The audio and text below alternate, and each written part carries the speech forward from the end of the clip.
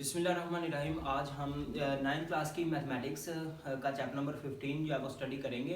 Chapter number 15 में हम दो थ्योरम्स के बारे में पढ़ेंगे। पहला थ्योरम है पाइथागोरस थ्योरम और दूसरा इसी का जो उल्ट है, दूसरा है कन्वर्स ऑफ पाइथागोरस थ्योरम।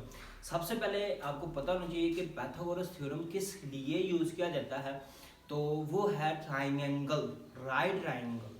ठीक है, फर्स्ट है ट्राइंगल देन है राइट ट्राइंगल। लेकिन ट्राइंगल क्या है और राइट ट्राइंगल क्या है? ट्राइंगल कहते हैं का शेप हैविंग थ्री साइड्स, एक ऐसी शक्ल जिसकी तीन साइडें हों वो ट्राइंगल कहलाती है। ठीक है, लेकिन जो ट्राइंगल होता है, ट्राइंगल कहते हैं थ्री एंगल्स को। अ shape having three sides mean three angles. ठीक है, उनमें से एक एंगल जो होता है वो होता है 90 डिग्री का। ठीक है, तो ऐसी ट्राइंगल जिसका एक एंगल जो है वो राइट हो यानी कि 90 डिग्री का हो तो उसे हम बोलते हैं राइट ट्रायंगल। तो जो पाइथागोरस थ्योरम है वो वैलिड होता है जस्ट राइट ट्रायंगल के लिए। ठीक है, यानी कि आप कह सकते हैं कि ट्रायंगल में अगर 90 डिग्री का एंगल होगा तो उसके ऊपर पाइथागोरस थ्योरम वैलिड हो सकता है, अदरवाइज नहीं हो सकता।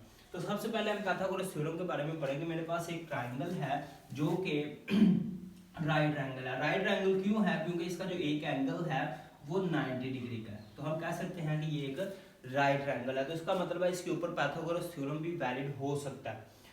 तो इसके कारणों को नाम दे दिया है ए का, दूसरे को बी का, तीसरे को हमने कह दिया सी का।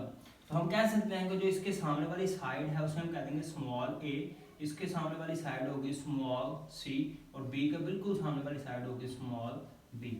इसको हम कह देते हैं कि ये जो साइड है ये हाइपोटेनस है, क्योंकि जो टेढ़ी वाली साइड होती है उसका नाम होता है हाइपोटेनस। ये नीचे वाली साइड है इसे कह देते हैं ये बेस है। उसके बाद ये वाली जो साइड है इसे आप कह देते हैं ये परपेंडिकुलर है। ठीक है, तो पाइथागोरस थ्योरम पढ़ते हैं क्या कह रहा है। इन अ राइट ट्रायंगल में the square of the length of hypotenuse, square of length of hypotenuse, इसका क्या मतलब है कि आपने हाइपोटेनस का स्क्वायर फाइंड करना है, यानी कि हाइपोटेनस का स्क्वायर वो इक्वल होगा बेस प्लस परपेंडिकुलर स्क्वायर के सम के। ठीक है, दोबारा सुन लें, हाइपोटेनस का square is equal to base square plus perpendicular square. ठीक है, तो यानी कि आप लिख सकते हैं कि hypotenuse square is equal to perpendicular square plus base square. यहाँ पे आपके पास हाइपोटेनस क्या है वो है c, तो हम कह सकते हैं c स्क्वायर। उसके बाद यहाँ पे बेस क्या है वो है बेस, सॉरी पहले परपेंडिकुलर आपके पास है a स्क्वायर, उसके बाद है बेस, तो बेस है आपके पास b स्क्वायर। तो ये है आपके पास पाइथागोरस थ्योरम। पाइथागोरस थ्योरम क्या कह रहा था कि आपने हाइपोटेनस का स्क्वायर लेना है जो कि इक्वल होगा बेस स्क्वायर और परपेंडिकुलर स्क्वायर के सम के। ठीक है, इन दोनों का हमने स्क्वायर लिया और सम कर दिया तो ये आपके पास इक्वल हो जाएगा हाइपोटेनस के स्क्वायर के। तो ये आपके पास पाइथागोरस थ्योरम है और ये जस्ट वैलिड है राइट ट्रायंगल के लिए। कन्वर्स ऑफ पाइथागोरस थ्योरम है बिल्कुल पाइथागोरस का उल्टा है। उसमें कह रहा है कि if the square of one side, अगर आप ट्रायंगल के एक साइड का स्क्वायर लें और वो इक्वल आ जाए दो दूसरी साइड के स्क्वायर्स के सम के, तो हम कह सकते हैं जो आपके पास ट्रायंगल है वो राइट ट्रायंगल है, यानी कि उसके अंदर एक जो एंगल बन रहा है वो 90 डिग्री का होगा ही होगा। मेरे पास एक ट्रायंगल है, इसको हमने नाम दे दिया ABC का। इसके सामने वाली साइड स्मॉल है, इसके सामने वाली साइड स्मॉल सी, इसके सामने वाली साइड स्मॉल बी।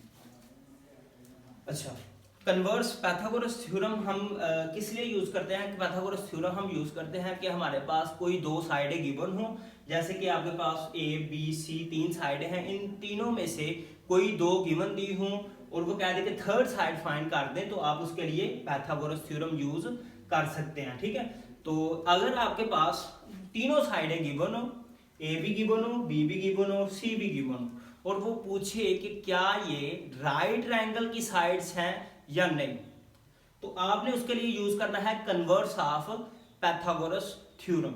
तो कन्वर्स ऑफ पाइथागोरस थ्योरम बताता है कि क्या ये साइडें जो है वो राइट ट्रायंगल्स की हैं या सिंपल कोई भी ट्रायंगल्स की हैं। तो राइट ट्रायंगल्स के लिए फिर से हम कह सकते हैं कि दो साइडों का आपने स्क्वायर लेना है, जैसे कि ए स्क्वायर प्लस उसके बाद आ जाएगा B square is equal to C square, ठीक है। यानी कि आपने परपेंडिकुलर का स्क्वायर प्लस आपने किया बेस के, यानी कि दोनों का परपेंडिकुलर का और बेस का स्क्वायर लिया, दोनों को ऐड कर दिया तो वो इक्वल आ गया है थर्ड, यानी कि हाइपोटेनस के स्क्वायर के इक्वल आ गया। अगर तो ये दोनों इक्वल आ जाए, यानी कि आपने परपेंडिकुलर और बेस इन दोनों का स्क्वायर लेके ऐड किया है, वो बिल्कुल इक्वल आ गया हाइपोटेनस के स्क्वायर के, तो आप कह सकते हैं कि जो आपके पास ट्राइंगल है वो राइट ट्राइंगल है।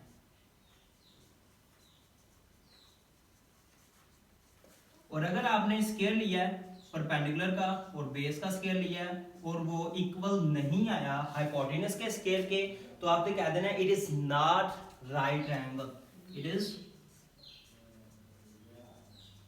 Not right triangle. तो ये आपके पास चैप्टर नंबर 15 के दो थ्योरम्स थे, पाइथागोरस थ्योरम और कन्वर्स ऑफ पाइथागोरस थ्योरम।